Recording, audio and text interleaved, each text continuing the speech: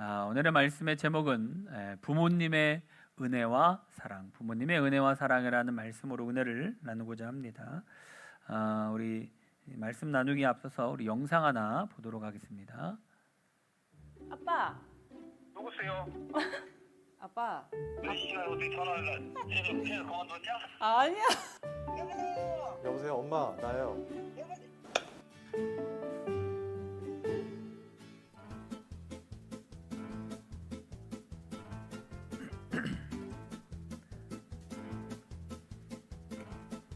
어떡하지?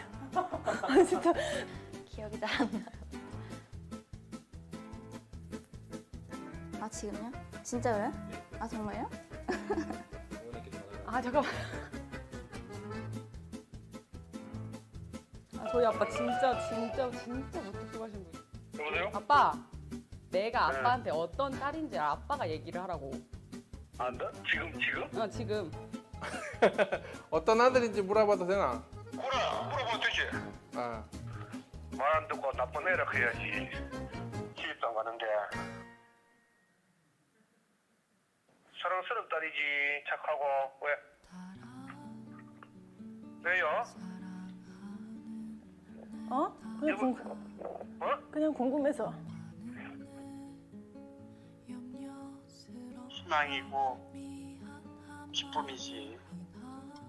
아빠가 너무 미안한 거가 제일 많지. 아빠가 마음속으로는 해주고 싶은 게 많은데 그런 거를 못 해줘가지고 마음이 미어지지. 내비노로 제대로 못하는 것 같아. 마음이 너무 아파. 엄청 사랑해 우리 딸. 아빠한테는 자랑거리거든. 나 항상 너를 사랑하고 널 믿고 너는 할 수 있어. 자주 하시는 말씀이신데 나는 어떻게 돼도 좋다. 우리 새끼들이 좋으면은 그게 나한테 제일 좋은 거다. 저기 카톡에 엄마 소리만 들어도 가슴이 설레이고 있잖아, 그지? 내 전부를 줘도 아깝지 않는 우리 아들이야. 세상에 있잖아, 그지? 하고도 안 바꿔주는 거야. 뭐 하고 바꿔도 안 바꿔줘. 우리 딸은 정말 아빠가 사랑하는 딸이야. 없으면 못 살 것 같은 아주 아빠의 분신이면서도 아주 그냥 좋아하는 사랑스러운 딸. 엄마가 이 세상에 왔다 간 이유가 우리 아들하고 딸 만난 게 이유. 그거 말고는 엄마가 이 세상에 왔다 간 이유가 별로 없어. 힘들 때 제일 의지할 수 있는 그런 존재요. 이번 기회를 통해서 내가 엄마 아빠한테 얼마나 잘 하지 못했는지. 그래, 나요 항상 네 염려도 그래 잘 그거 하잖아. 그렇지만 네가 걱정이지. 아버지는 항상 너들이 걱정이다. 사랑해, 항상 사랑해. 나는 우리 애들 내 보물이야. 너무너무 고마워. 니네들이 내 보물이야.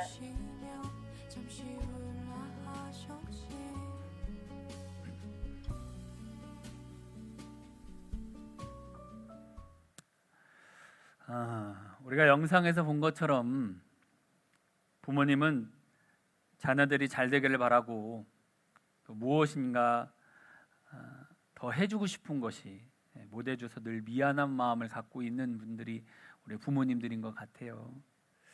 오늘은 어버이 주일이며 어버이날이죠. 부모님은 자녀를 위해서 아주 수고하고 애쓰시고 헌신하시는 이제 분들인데 참 이 부모님의 은혜가 얼마나 고마운가. 아동문학가의 엄기원이라는 쓴 분이 이 동시 중에 좋은 이름이라는 동시가 있어요. 잠깐 소개해주면 아버지, 그 이름만으로도 우리 가족에겐 하늘이다. 우리는 날개를 펴고 마음대로 날 수 있는 새들이다. 어머니, 그 이름만으로도 우리 가족에겐 보금자리다. 우리는 날개를 젓고 포근히 잠들 수 있는 새들이다 라고 말을 했죠. 아버지는 하늘이 되어 주어 자녀들이 마음껏 날개를 펴고 날 수 있게 해주고, 어머니는 펼쳤던 날개를 젓고 포근히 잠들 수 있는 보금자리가 되어준다고 말하고 있죠. 여름 날개를 펼치고 힘차게 날개주는 아버지, 날개를 펼치고 일상에서 열심히 사시다가 지친 날개를 젓고 포근히 잠들 수 있는 보금자리인 어머니. 참 짧은 시이지만 아버지와 어머니, 그 부모님의 이 자녀를 향한 사랑을 잘 표현해 준 시가 아닌가. 우리가 잘 알고 있는 가왕이라고 불리는 나훈아라는 분이 있으시죠. 이분이 몇 년 전에 이렇게 발표한 곡 중에 보면 테스형이라는 노래가 있어요. 이 테스형이라는 노래를 어디서 졌냐? 아버지 산소에 갔을 때 지은 노래라고 합니다. 이 가사가 보면 테스형 세상이 왜 이래? 왜 이렇게 힘들어? 라면서 세상이 너무 힘들다고 아버지 앞에서 하소연을 한 곡이라고 합니다. 여러분, 이 나훈아는 어떤 분인가요? 한국 최고의 가수로 살았고 지금도 마찬가지의 인기와 부와 명예를 다 가지고 있는 사람입니다. 아무것도 부족할 것 없을 것 같은 나훈아도 이 아버지 산소에 가서 인생이 힘들다고 푸념하고 하소연을 내어놓고 있다라는 것이에요. 여러분, 그 얘기는 무슨 얘기입니까? 인생은 누구나 힘들다라는 거예요. 부한 자도 높은 자도 예외가 아니다. 이분도 힘들 때에 아버지 산소에 가서 아버지께 하소연하는 이유가 무엇입니까? 인생이 어렵고 힘이 들 때에 아버지가 힘이고 부모님이 힘이라는 걸 알기 때문이다라는 것이죠. 여러분, 부모는 우리 인생의 눈물 속에 힘이 되고 어려움 속에 힘이 됩니다. 2차 세계대전에 참전했었던 의무관이 전쟁터에서 아주 수없이 죽어가는 병사들을 보았을 때 그때 그 병사들이 죽어가면서 했었던 마지막 말이 어머니 이러면서 많은 병사들이 죽었다라는 거예요. 인생의 가장 극한 순간, 고통의 순간, 죽음의 순간에 병사들은 어머니를 그리워하면서 마지막 순간을 맞이하더라는 것이죠.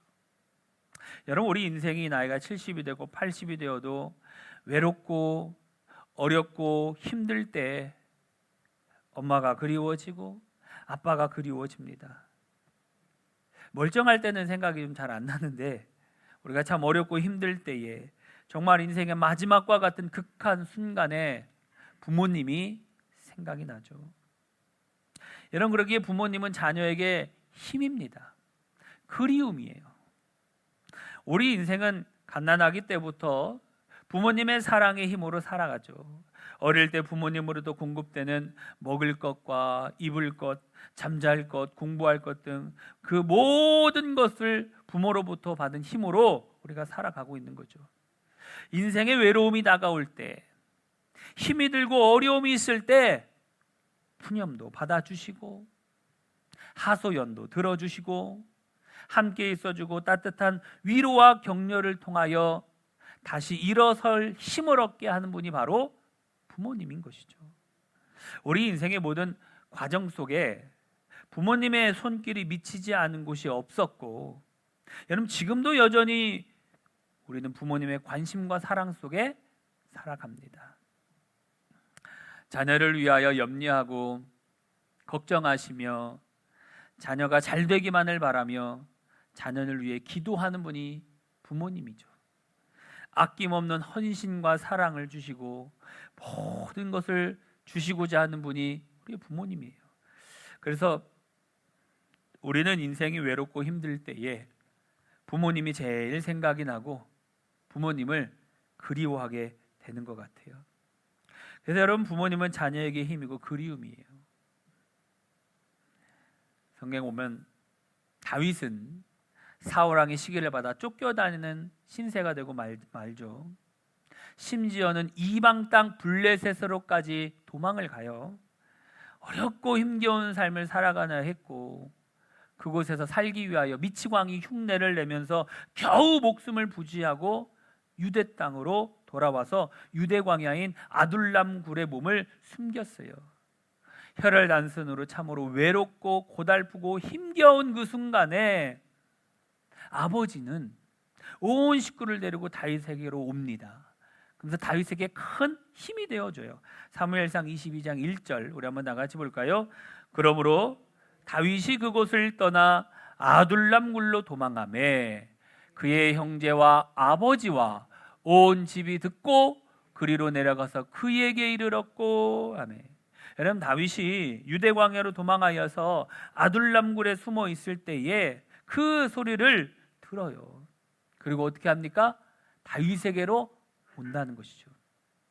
여러분, 이때 당시는 아버지 권위가 절대적인 그러한 사회였습니다. 온 가족이 한 번에 다 움직인다는 것은 가장인 아버지의 결정이 있어야 가능한 일인데, 자녀들에게, 가족들에게 아버지가 야, 지금 다윗이 아둘람굴에 홀로 숨어 있다. 얼마나 외롭고 무섭고 고달프고 힘이 들겠느냐. 우리가 좀 가서 다윗에게 함께 있어주자. 힘이 좀 되어주자. 그러면서 우리 집안 식구들을 설득하지 않았겠습니까? 그래서 다윗에게 힘이 되어주고자 라고 얘기를 한 것이죠.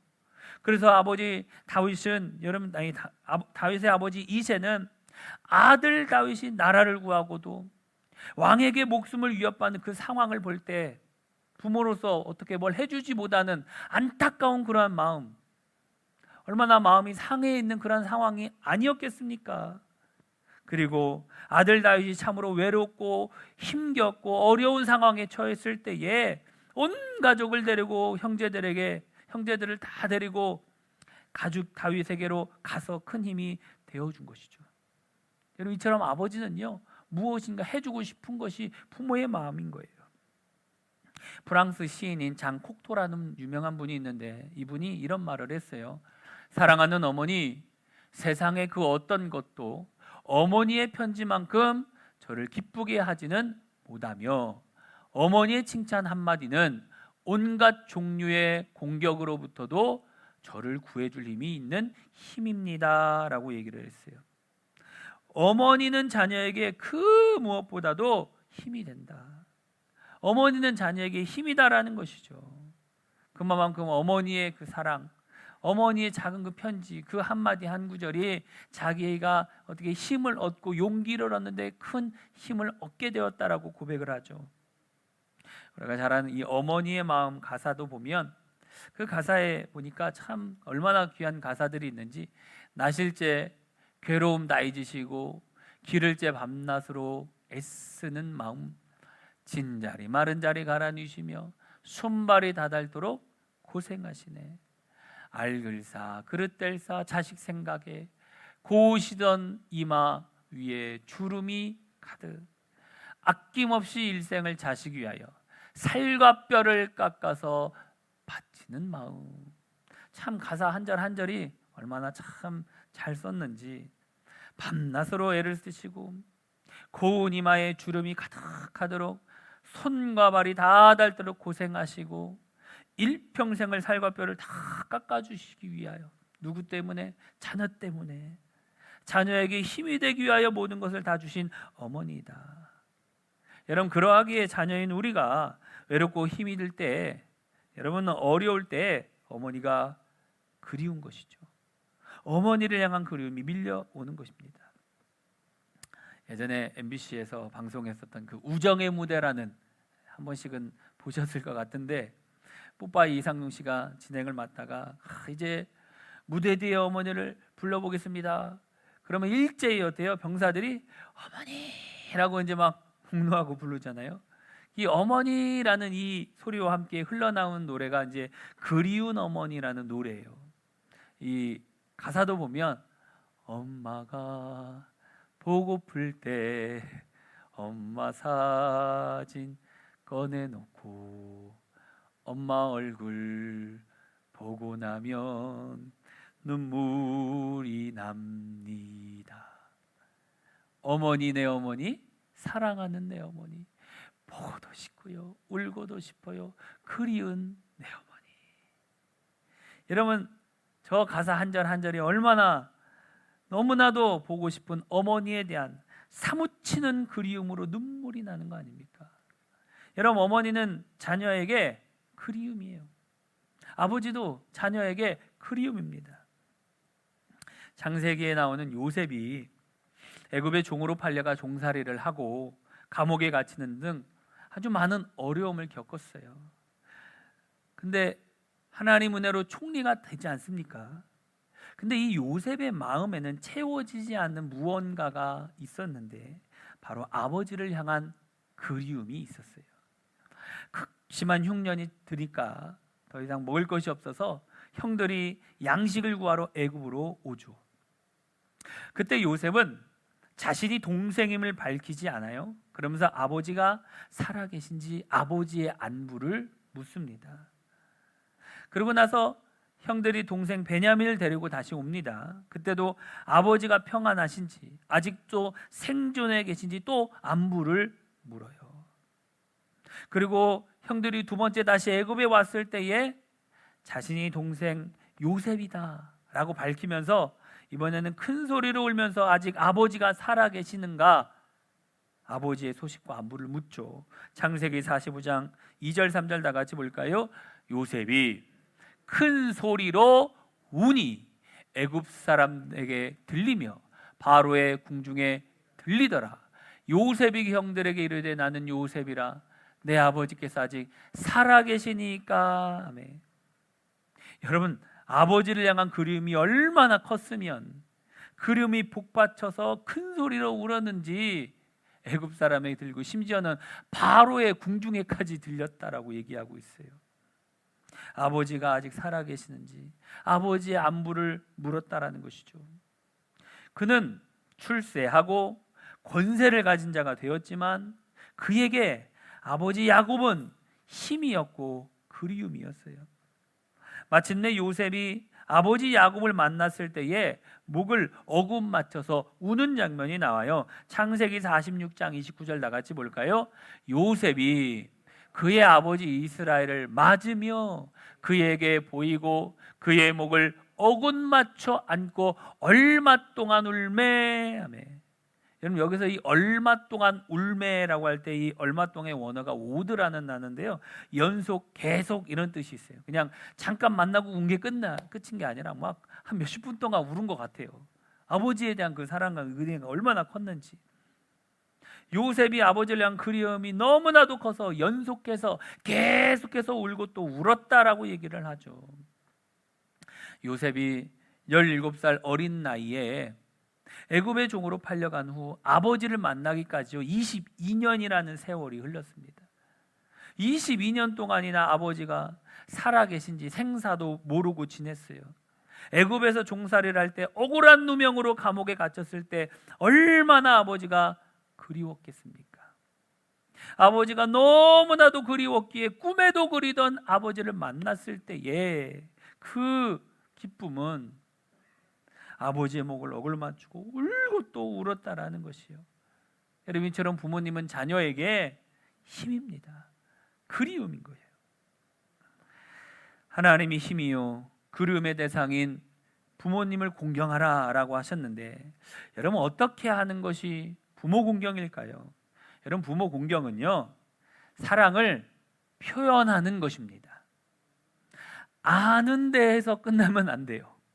아, 이렇게 해야지 저렇게 해야지 여기서 멈춰 있으면 안 됩니다. 이건 생각은 누구나 합니다. 그래서 감사한 건 그래도 생각이라도 하는 사람은 다행이지만 그런 생각을 하고 뭘 해야 되냐? 실천을 해야 되겠죠. 창세기 5장 16절 말씀 다 같이 볼까요? 너는 내 하나님 여호와께서 명령한 대로 내 부모를 공경하라. 그리하면 내 하나님 여호와가 내게 준 땅에서 내 생명이 길고 복을 누리리라. 아멘. 우리가 땅에서 생명 길고 복을 누리도록 하시겠다라고 말하면서 뭐 하라고 가르쳐주고 있어요? 부모를 공경하라. 공경해도 되고 안 해도 되고 네 마음대로 해라, 이게 아니라 하기 싫어도 하라. 기분이 나빠도 해라, 그 얘기예요. 좋을 때만 하는 게 아니라 힘들고 어려운 상황 속에서도 하라. 아멘. 부모 공경을 하라라고 가르쳐주고 있는 거예요. 부모 공경의 마음은 자녀인 우리에게 부모님이 베푸르신 은혜와 사랑을 생각해서 부모님께 사랑을 뭐예요? 표현을 해야 된다는 거예요. 표현. 어려울 수도 있지만 부모님에게 전화 한 통 드리는 거, 여러분 그게 사랑의 표현 아닙니까? 가끔 한 번씩 안부 인사하는 거, 매일 뭐 하면 더 좋겠지만 그게 안 되더라도 하다못해 오늘 어버이날이니까 어버이날을 맞이해서라도, 저도 전화 잘 안 드려요. 가끔 한 번씩 이제 하는데, 그래도 어버이날이기 때문에 또 그냥 전화하면 그렇잖아. 용돈을 먼저 드려놓고 어머니, 아버지, 장모님 하면서 전화를 어제 다 드렸죠. 저도 했으니까 여러분들 하세요. 전화하는 게 참 쉽지 않거든요. 그래도 해야 되겠더라고. 저도 잘 쑥스러워서 안 하는데 하라 하셨기 때문에. 또 어머니, 아버지 사랑합니다. 이 사랑합니다의 표현 참 어려운 것 같아요. 이렇게 표현할 수도 있고, 이제 다른 언어로 표현을 하는 거죠. 날씨가 요즘 너무 좋아졌어요. 밖에 나가서 뭐 산책도 하고 건강하게 지내세요. 아버지 항상 건강하세요. 제가 기도하고 있어요. 이렇게 이런 그런 말 한마디 한마디 속에 뭐가 담겨 있어요? 사랑이 담겨 있는 거죠. 그 따뜻한 말 한마디 한마디를 해드리시길 바랍니다.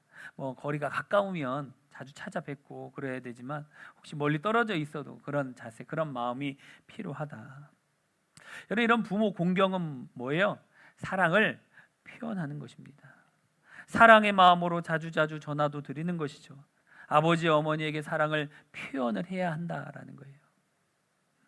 그래서 지혜라는 게 뭐냐면, 하나님 오늘 말씀에 보니까 부모님을 공경하라라고 말씀을 했어요. 하나님, 내가 부모님 공경하고자 하는 마음, 공경하고자 하는 그런 상황 하나님 아시죠? 근데 내 상황과 형편이 너무나도 어렵습니다. 내가 정말 부모님께 더욱더 효도할 수 있는 그러한 자가 될 수 있도록 하나님 축복해 주세요. 이렇게 지혜롭게 기도해야 돼요. 이번 올해에는 내가 이거밖에 못했지만 내가 내년에는 이 이상의 것을 해드리고자 원합니다. 아니, 기도도 못해요? 될지 안 될지는 가봐야 아는 거고, 믿음은 뭐예요? 바라는 것들의 실상이요, 보이지 않는 것들의 증거라고 했으니까 그냥 믿고 기도해 보는 거예요. 다음에는 더 많이 할 수 있도록 하나님께서 이 종을 축복해 주셔서 부끄럽지 않게 그러한 당당한 그러한 그리스도인의 삶의 모습을 보여주기에 축복해 주세요. 그리고 제가 볼 때 예수 믿는 사람은 좀 잘 돼야 되고 잘 살아야 됩니다. 예수 안 믿는 부모, 형제 자매들은 막 부모님에게 막 더 많이 하고 더 잘하고 이런 분들이 있어요. 그러니까 여러분들은 더 잘 살기를 바랍니다. 안 믿는 자녀들보다는 더 잘해야 될 거 아니에요. 아니, 마음이라도 그렇게 갖고 있다 보면 그럴 날이 옵니다. 그게 믿음이에요. 그런 마음조차 안 갖고 있으면은 역사는 일어나지 않아요. 근데 부모님에 대한 공경의 마음, 내가 돈 많이 벌어서 우리 부모님 좋은 집 하나 사드려야 되겠다, 차 하나 사드려야겠다, 뭐 이런 마음이라도 갖고 있어 보시라고. 그럼 그렇게 그거를 하려면 내가 어떻게 돼야 되죠? 잘 살아야 되지. 그렇죠? 하고 싶은 마음은 있지만 그거 안 되면은, 그렇다고 해서 그것까지 이루는 과정이 쉬운 것이냐? 그건 아니에요. 거기까지 가는 과정은 어려울 수도 있지만 그래도 우리는 포기하지 말고 기도하면서 선한 마음을 품고 살아가다 보면 하나님이 그런 환경과 상황을 열어주신다. 안 될 것 같아요? 된다니까. 안 된다라는 생각을 가지면 이미 믿음이 없는 거고. 저는 이번에 우리 어머니 차 한 대 사드렸잖아. 못 사줘요? 생각을 갖고 있으니까 되더라고. 근데 어머니 이거 내가 새 차는 못 사드리고 한 2년 정도 된 건데, 한 2년, 그러니까 한 3, 4년 타다 내가 또 바꿔줄게요. 또 그렇게 이제 말은 했어요. 그런 마음을 품고 이렇게 기도하면서 살아가다 보면요, 모르겠어요. 하나님이 그렇게 또 역사하시더라고. 이게 말에는 힘이 있는 것 같아. 그래서 내가 웃기는 소리 가끔 하잖아요. 여러분들 들을 때 아유 뭐 저게 될까? 근데 신기한 게 지나놓고 보니까 된 게 많아. 그래서 기도하시면서, 근데 그 과정까지는 쉬운 것이 아니다. 어렵다, 힘들다. 그렇지만 하나님이 또 그렇게 도와주시면 할 수 있게 하신다. 그래서 우리 기도해야 됩니다. 그게 지혜더라고. 이제 젊은 사람들 잘 들으라는 소리요. 네. 그렇게 해서 다 아무튼 잘 되고, 또 여러분들도 그런, 우리 부모님들은 이제 어떤 기도를 해야 되냐? 하나님, 우리 자녀들이 이런 축복을 받아서 우리 자녀들이 이렇게 효도하는 자녀들이 되게 주옵소서, 이렇게 기도하시는 거예요. 그렇게 기도하다 보면 그 기도가 응답될 때가 오잖아요. 기도하시는 게 중요합니다. 오늘 말씀을 정리합니다. 여러분, 부모는 자녀에게 힘이에요. 부모는 자녀에게 그리움입니다. 그러므로 자녀에게 힘이고 그리움의 존재인 이 부모님의 은혜와 사랑을 생각하며 살아가시고, 또 부모님을 공경하며 살아가는 우리 믿음의 성도님들, 믿음의 자녀들이 다 되기를 주님의 이름으로 축원합니다.